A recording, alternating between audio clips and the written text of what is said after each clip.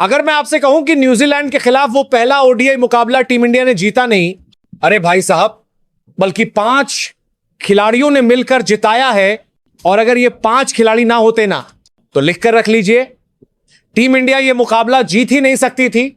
और अभी जब मैं आपको बताऊंगा कि आखिरकार कौन कौन से नाम इतिहास के पन्नों में दर्ज हुए हैं, तो आप खुद कहोगे भाई साहब, इतना बड़ा रिकॉर्ड भी कोई तोड़ सकता है। आप कहोगे अरे भाई साहब, ये कोई मुकाबला नहीं था, ये तो पूरा का पूरा एब्सोल्यूट सिनेमा था।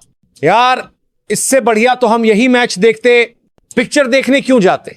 अरे हां, क्योंकि भारत बनाम न्यूजीलैंड का यह पहला ओडीआई मुकाबला वडोदरा में खेला जा रहा था। और भाई साहब, ऐसा मुकाबला हुआ कि लोग देखते रहे और समझ ही नहीं पाए कि इतिहास रचा जा रहा है। तो चलिए देखते हैं आखिरकार वो कौन कौन से खिलाड़ी थे जिन्होंने इस मुकाबले को जिताया और अपने पंजों से पूरी न्यूजीलैंड टीम की खाल उधेड़ दी। अरे भाई, न्यूजीलैंड जिसे कहा जाता है कीवी टीम, वो टीम जो कितने भी खतरनाक हालात हों शांति से मैच निकाल लेती है।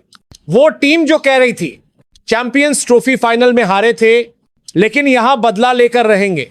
लेकिन भाई साहब, अकड़, घमंड, सारी की सारी चीजें टीम इंडिया ने तोड़ दी। और सबसे पहले कोई और नहीं, गौथी भाई के चहीते हर्षित राणा साहब।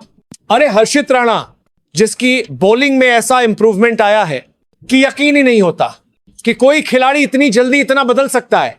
क्योंकि हर खिलाड़ी की जिंदगी में एक डाउनफॉल आता है और फिर आता है स्काईफॉल, और उस स्काईफॉल में हर्षित राणा साहब सीधे ऊपर उड़ते हुए नजर आए। अरे याद है हार्दिक पांड्या का वो टाइम जब लो फॉर्म में थे और गली में कुत्ता भी जाता था तो लोग हार्दिक हार्दिक चिल्लाते थे। वैसा ही टाइम हर्षित राणा का आने वाला था, लेकिन हर्षित राणा ने कह दिया नहीं भाई साहब, मैं वैसा नहीं हूं। हाँ, ये सच है, हर्षित राणा ने 65 रन दिए, लेकिन 2 सबसे बड़े विकेट झटके। आप कहोगे रन तो बहुत दिए हैं। अरे भाई, रन की बात छोड़िए, इस बंदे ने जिन बल्लेबाजों को आउट किया ना, अगर वो आउट ना होते तो न्यूजीलैंड की 300 नहीं 400 450 बन जाती। हेनरी निकोल्स 62 रन पर खेल रहे थे, अगर आउट ना होते तो शतक और शायद 150 भी ठोक देते। और फिर डेवोन कॉनवे 56 तक पहुंच चुके थे। इन दोनों की पार्टनरशिप कोई तोड़ ही नहीं पा रहा था, लेकिन हर्षित राणा आया और अपने दम पर सारी साझेदारी तोड़ दी। यही वजह है कि न्यूजीलैंड सिर्फ 300 तक रुक पाया। पहला हीरो हर्षित राणा। फिर आते हैं डीएसपी मोहम्मद सिराज साहब। भाई साहब, जासप्रीत बुमराह के बाद अगर किसी पर भरोसा है तो वही है सिराज। 8 ओवर सिर्फ 40 रन, इकॉनमी सिर्फ 5 और साथ में 2 विकेट। विल यंग जैसे खतरनाक बल्लेबाज को बार बार बाउंसर मारकर 16 गेंदों में 12 पर बांध दिया। अगर ये टिक जाता तो रन बहा देता। फिर आते हैं प्रसिद्ध कृष्णा। हाँ, मानते हैं इकॉनमी अभी सुधरी नहीं है, मार खाते हैं, लेकिन बीच बीच में जो विकेट लेते हैं ना, वो मैच पलट देते हैं। मिचेल सेंटनर 18 पर आउट और सबसे कीमती विकेट डेरिल मिचेल 84 रन, 71 गेंद, स्ट्राइक रेट 118।